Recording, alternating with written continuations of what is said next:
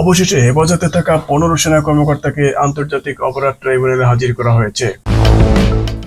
আজ বুধবার সকাল 7টার পরপরই রাজধানীর পুরাতন হাইকোর্ট প্রাঙ্গণে অবস্থিত ট্রাইব্যুনালে সেনা কর্মকর্তাদের আনা হয়।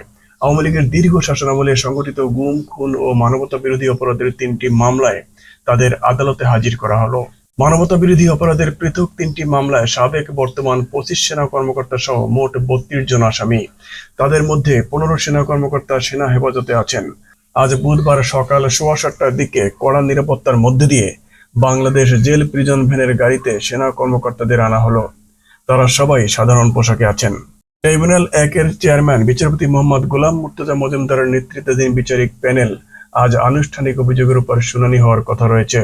ট্রাইব্যুনালে আনা সেনা কর্মকর্তারা হলেন brigadier general Mohammad Jahangir Alam, major general Mostafa Sarwar, brigadier general Mohammad Kamrul Hasan, brigadier general Mohammad Mahbub Alam, lieutenant colonel Sarwar Bin Kashem, colonel Mashiur Rahman Jewel, lieutenant colonel Saiful Islam Sumon, major general Sheikh Mohammad Sarwar Hossain, major general Kabir Ahmed, brigadier general Mohammad Mahbub Rahman Siddiqui, brigadier general Ahmed Tanvir Mazhar Siddiqui, colonel Anwar Latif Khan, lieutenant colonel Mukhlisur Rahman অবসরপ্রাপ্ত, ব্রিগেডিয়ার জেনারেল তোফায়েল মোস্তফা সরোয়ার ও কর্নেল KM আজাদ।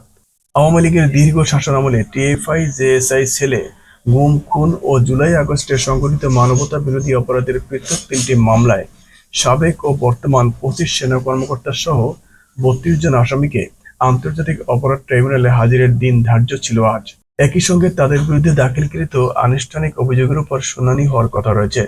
এদিকে সেনা কর্মকর্তাদের ট্রাইব্যুনালে হাজির করা নিয়ে রাজধানীর কাকরাইল, মৎস্য ভবন, পল্টন সহ বিভিন্ন পয়েন্টে সতর্ক অবস্থায় রয়েছেন আইনশৃঙ্খলা বাহিনীর সদস্যরা।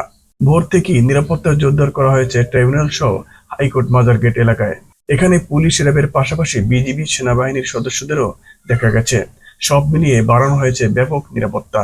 এর আগে মঙ্গলবার ট্রাইব্যুনাল প্রাঙ্গণে এক প্রেস ব্রিফিংয়ে প্রসিকিউটর গাজী MH তামিম বলেন, হেফাজতে থাকা সেনা কর্মকর্তাদের ট্রাইব্যুনালে হাজিরার দিন ধার্য রয়েছে।